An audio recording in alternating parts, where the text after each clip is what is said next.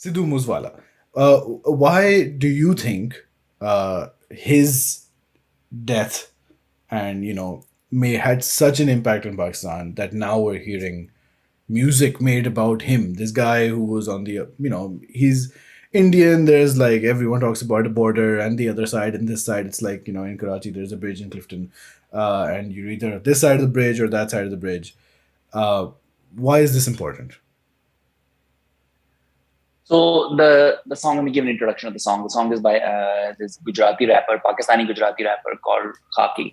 And so he has this song called, is a tribute to Sidhu Moosewala. So it's very emotional, like it's almost emotional enough that it's hard to listen to it a number of times and then not have to, it feels inappropriate to bop. Like that's how emotional it is, right? So you can't listen to it that often. So no.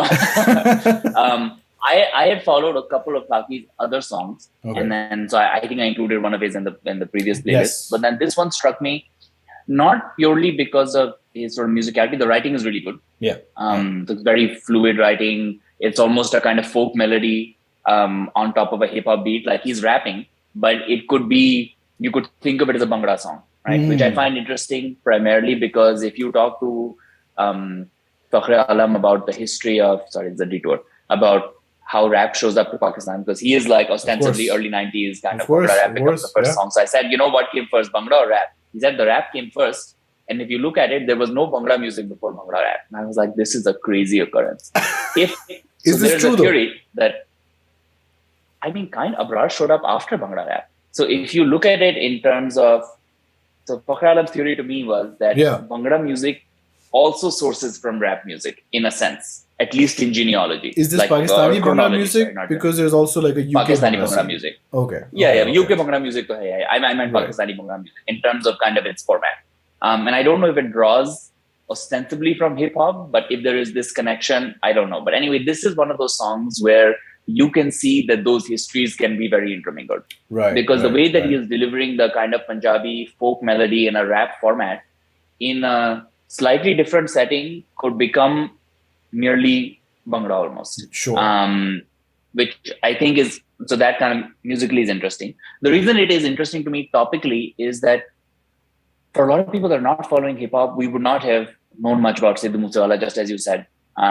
We would not have been listening to his music had it not been for all of these tributes that we are now seeing around us. I had this thread on my Twitter just capturing like all of these like Sidhu Moosewala tributes across Pakistan. Trucko pe paint ho rahe hain. Election poster pe Sidhu Moosewala ki shakal lagi hai, which I think just to pause and just say election poster pe Pakistani politician, ek Indian politician ki tasveer laga raha hai. It is just mind-boggling in this day and age that this even occurred. And the only reason it happens is because of Punjabi hip-hop. And so for me, the interesting thing here is one, that he has such an influence, and how he has such an influence is kind of hard for me to track. But what is clear, if you listen to any of this hip hop, especially if you listen to this Sunners universe or this Karachi hip hop scene, is that the link to Bombay's hip hop scene is huge, very large. So there's a ton of cross-border interaction. Right? अब हम जब सोचते हैं कि भाई India Pakistan artistic collaboration, तो बस ज़हन में वही आता है कि Junoon went over, then Strings went over, then all these Bollywood songs have these Pakistani artists, and it's like big ticket item, bade concert ho rahe hain. And all that died, and we were like, acha, that collaboration ended. And I think that we are now at a point where we can make the argument that this hip hop scene is a stronger collaborative artistic scene than that one ever was, because that one was just a few big ticket items, right? Atif Aslam is still singing Bollywood songs. Atif is the kind of star of that situation, and Atif and Rahat are the stars of that situation. But if we look at it in terms of renewed, continued influence type collaboration, like how many people are you influencing on the other side of the border, how many of them are listening to you, commenting back in a public fashion, like ye jo Jyoti YouTube pe jo reaction videos karte hain, these like two Indian girls that react to lots of Pakistani songs, right? They are huge. And they're not the only Indian folks that respond to Pakistani songs. I saw this like reaction explosion, especially after Cook Studio, where so many Indian people were reviewing Pakistani Cook Studio. Big fans, had prior knowledge of most of the artists. So they had like that contextual awareness also, that this is something that's new, or this is like a continuation of like past excellence or whatever. And just to fit in another thing, I think Gully Boy was perhaps just as important in Karachi as Bombay, I feel, because everyone knows everything about that movie. In Karachi, they feel like this strong, direct relationship to it. And you hear references to Gully Boy a All lot the also. time, all the So this whole Irfan Junaid yeah, universe, which is yours, like your Stunners universe, the Irfan Junaid universe is constantly dropping Gully Boy and similar, gang movie type references, but Gully Boy is big. yeah. Yeah. So I find that the amount of references that are happening, even collaborations that are happening, like Mm-hmm. producers or rappers from two ends will like work together to put out a song. The amount of that occurs in the hip hop universe, I don't think exists in any other artistic setting Yeah. in Yeah. Pakistan that I can think of, Sure. especially not Sure. music, but probably even aside of that. And I Yeah. think the reason that happens is because it happens on YouTube and Instagram. That Yes. it goes beyond these like big institutions. You don't need like a government approval, but ho raha hai, kya karega? Right. Like Right. who can stop you? Right. And it is so strong. And now, from Sidhu Moosewala's passing, it has become clear that it is so pervasive Mm. that even the big folks have to just kind of give way to it. Yeah. Like I think like you were seeing all of these hip hop artists show up on Coke Studio and elsewhere.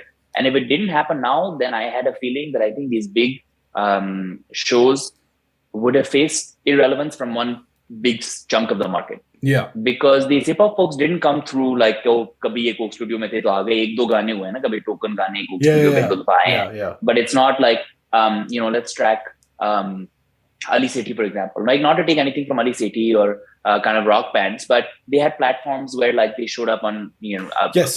might have shown up on TV, might They have were shown the up on mainstream. Coke, but that right. So Yeah. platforms had a way of kind of pulling up new artists or even accepting ways that things were accepting artists that were on the rise. But for these hip hop folks, it didn't happen until they were way bigger than anyone ever expected.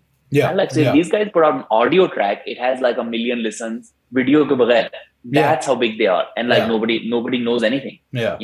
And they have tons of small artists that you would never have heard of that have really tiny followings. And whenever I write about them on the Hamnawa page, which is not really a hip hop audience, yeah, people will be like, "I'm sorry, is this turning into a hip hop page? This seems like this music is kind of not super mature.